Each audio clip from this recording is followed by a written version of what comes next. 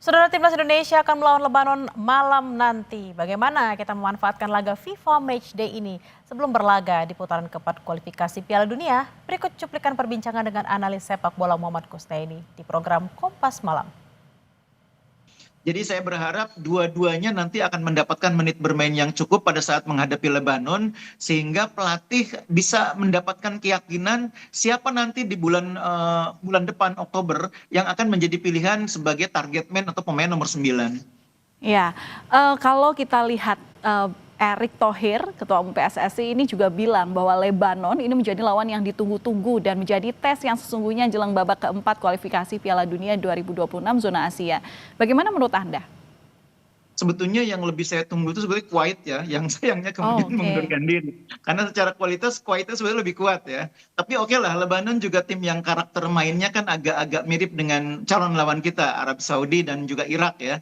Tapi secara kualitas permainan sebetulnya masih di bawah lah, bisa dibilang setengah kelas lah di bawah Irak, di bawah Arab Saudi. Jadi memang kita sekarang memiliki lawan yang karakteristiknya sama dengan negara-negara Timur Tengah, tapi secara kualitas masih di bawah. Justru ini mungkin menguntungkan bagi kita. Jadi kita istilahnya menghadapi lawan yang pressingnya tidak sekuat Irak, menghadapi lawan yang skillnya tidak sebagus pemain-pemain Arab Saudi. Sehingga akhirnya di sini pelatih punya ruang untuk mengembangkan sistem. Kadang-kadang kalau melawan tim yang kualitasnya sangat tinggi, itu kita kesulitan untuk mengembangkan sistem permainan. Itu yang terjadi ketika kita menghadapi Australia, menghadapi Jepang. Pelatih kesulitan mengembangkan sistem karena dipaksa untuk mengikuti sistem yang dikembangkan oleh lawan. Kita istilahnya lebih banyak melakukan respons gitu ya, respons football gitu ya. Kali ini pelatih justru bisa menerapkan sistem. Nah itu mungkin yang diharapkan dari pertandingan lawan Lebanon. Iya, tapi selain strategi, selain juga formasi yang mungkin juga ini ditata benar-benar sepenuhnya sebagai ajang latihan, tentu kan dibutuhkan dengan kualitas mental para pemain ya. Kalau kemarin hari Jumat waktu lawan Taiwan itu Indonesia bisa tersenyum, nah besok untuk bisa tersenyum jadi gimana ini melatih mentalnya dan apa yang harus jadi catatan yang harus dikejar yang nggak boleh luput dari kekuatan timnas Garuda sendiri? Iya, sebetulnya kalau menghadapi lawan yang kualitasnya di atas kita, itu memang ujian mental ya, seperti lawan Lebanon besoknya ada ujian mental. Tapi sebetulnya kalau saya melihat yang paling penting itu adalah bagaimana tim ini mendapatkan chemistry dulu. Karena itu yang selama ini tidak kita dapatkan. Banyak situasi di kualifikasi yang lalu pelatih itu datang menghadapi pertandingan hanya punya 1-2 hari, tidak sempat melakukan banyak komunikasi, banyak bonding dengan para pemain, sehingga chemistry belum sepenuhnya terbentuk. Tidak hanya antar pemain dengan pelatih, bahkan antar pemain dengan pemain. Nah kali ini kan suasananya lebih rileks ya. Pemain ada yang bisa tidak bermain, menonton teman-temannya bermain dari pinggir lapangan.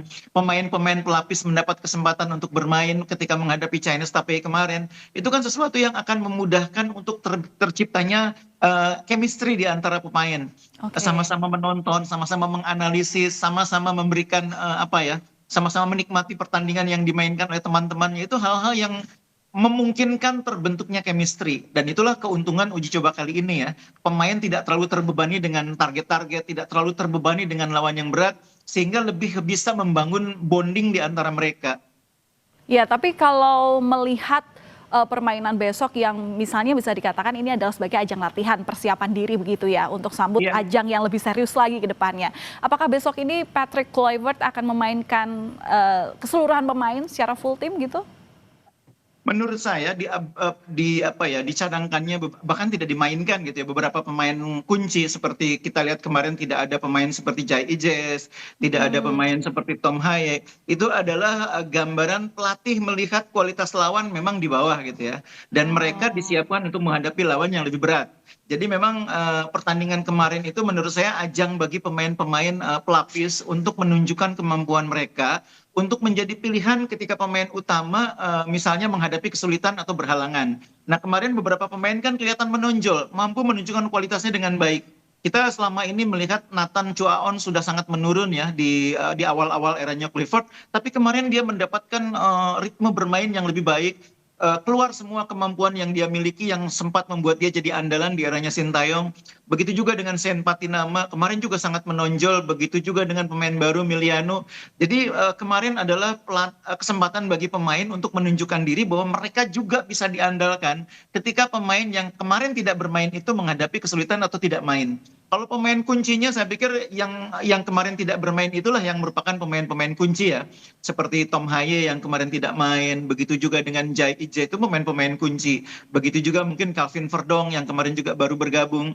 Itulah pemain-pemain yang saya pikir akan mendapatkan kesempatan untuk bermain menghadapi Lebanon sekaligus menguji sistem baru 4-2-3-1 yang kemarin secara skema sudah berhasil diterapkan. Tapi kan secara skema Oke. sudah berhasil diterapkan, ketika diubah susunan pemainnya, itu kan juga butuh waktu lagi untuk beradaptasi. Oh. Nah, besok kesempatannya.